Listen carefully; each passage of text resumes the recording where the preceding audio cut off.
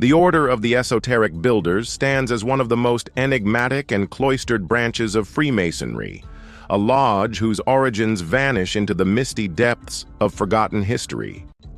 Unlike traditional Masonic lodges that emphasize moral teachings, brotherhood, and symbolic enlightenment, the Esoteric Builders have devoted themselves to the guardianship of knowledge far older than the craft guilds of the medieval period or the stonemasons who built Europe's cathedrals.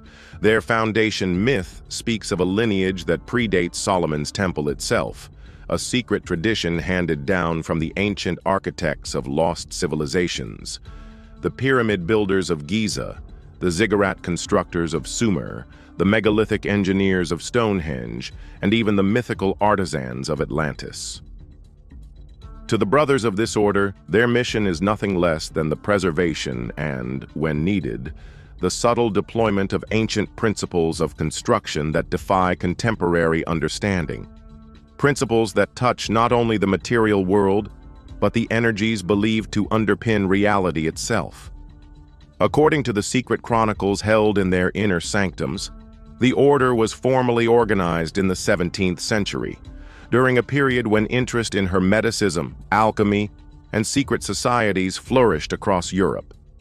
It was a time when learned men began to suspect that ancient temples, megaliths, and monuments were not merely the works of primitive peoples, but vestiges of a forgotten science, a sacred geometry and engineering prowess that modern man was far from replicating.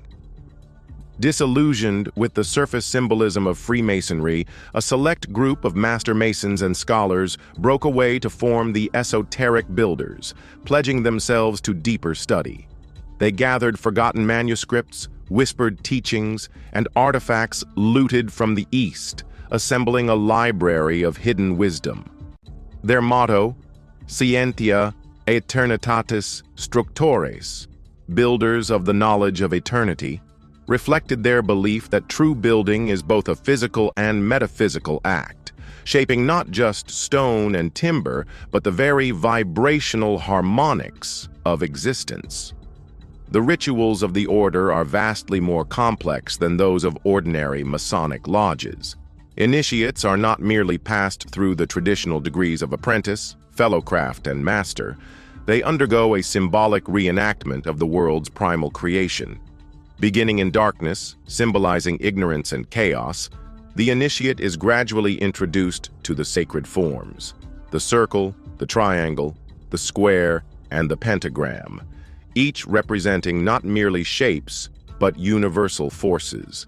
They are taught to read a landscape as a living organism, understanding the telluric currents that course beneath the Earth's crust, the invisible rivers of energy that ancient builders tapped into when siting their temples and monuments.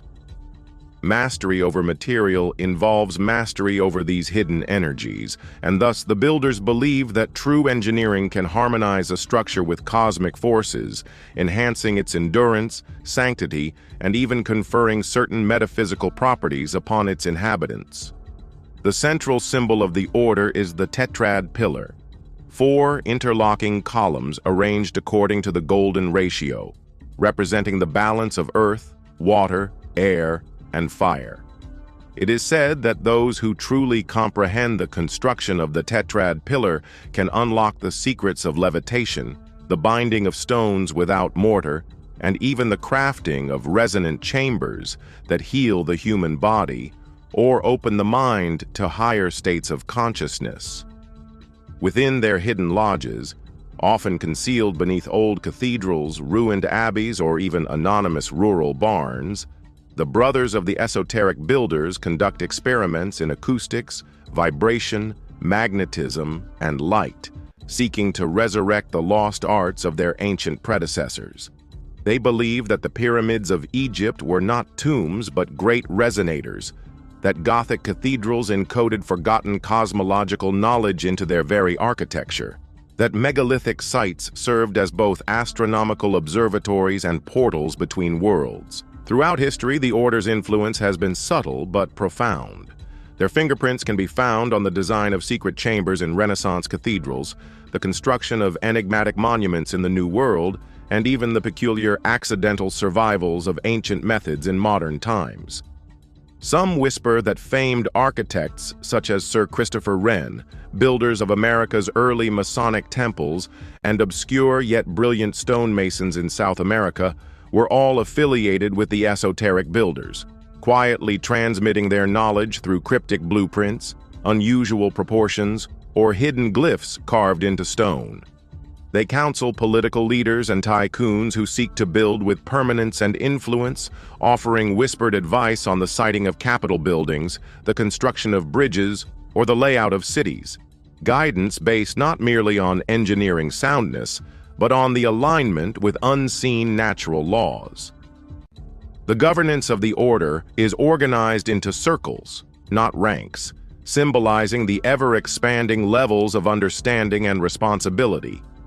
A brother of the first circle might only know basic principles of sacred geometry, while those admitted into the seventh circle, a privilege earned by decades of study and labor, are entrusted with the deepest secrets, the alleged methods by which ancient stones were made to float into place, the architectural blueprints for buildings that resonate with human consciousness, and the great unspoken truth that many cataclysmic events in human history were triggered by mankind misusing these potent techniques.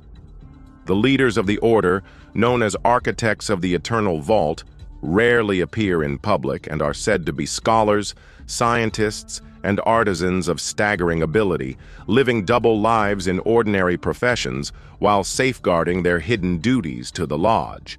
Training within the order is arduous, blending intellectual study, practical craftsmanship, and spiritual discipline. Aspirants must master classical geometry, ancient languages such as Sumerian and Egyptian, advanced principles of material science, and meditative techniques designed to sharpen perception of subtle energies. A key requirement is the building of a personal harmonic stone, a small device constructed according to ancient principles that must resonate at a precise frequency attuned to the builder's own energetic signature. Only once an aspirant achieves this, a process that often takes years, are they admitted into the inner mysteries. The harmonic stone is more than a badge. It is believed to be a kind of key or talisman that unlocks higher faculties within the initiate, enabling them to grasp secrets that ordinary intellect alone could never comprehend. One of the greatest fears of the esoteric builders is that their knowledge will fall into profane hands, those who would use it for domination, war, or personal gain. They believe that many catastrophes in ancient history, the fall of Atlantis, the collapse of the Bronze Age civilizations, the destruction of the Library of Alexandria, were precipitated by the misuse or careless exposure of this sacred knowledge. Thus, while their mission is preservation, it is equally one of concealment. Even among the Masonic fraternity, few know of the order's existence, and fewer still can claim any real knowledge of its purpose. To the outside world, the order is a rumor, a myth, perhaps a ghost story whispered among certain learned circles of masonry. But to its members, the responsibility they bear is immense and sacred. The modern age presents new challenges to the esoteric builders. The rise of digital technology, satellite imaging, and global information networks threatens the secrecy upon which the order relies. Urban expansion encroaches upon ancient sites that were once hidden in dense forests or deserts. Moreover, a modern world driven by speed, profit, and shallow materialism finds little value in the slow, painstaking arts of ancient engineering. Yet there are those within the order who see these challenges as opportunities. Quietly, they fund archaeological projects, influence urban design under the guise of green architecture, and even whisper into the ears of tech entrepreneurs seeking disruptive new materials and building techniques. There is a growing movement within the lodge known as the New Pillar Initiative, aimed at adapting ancient principles to the needs of a future world. creating sustainable, harmonious cities, resilient to climate change, powered by natural energies in ways the modern world has barely begun to imagine. Legends persist that the esoteric builders are the last keepers of artifacts left by lost civilizations. Blueprints written in crystalline tablets, musical instruments capable of moving vast weights, models of anti-gravitational technology so simple and elegant they appear magical to contemporary eyes. These artifacts, it is said, are not displayed in museums or private collections, but hidden in underground chambers, guarded by complex labyrinths only a true initiate can navigate.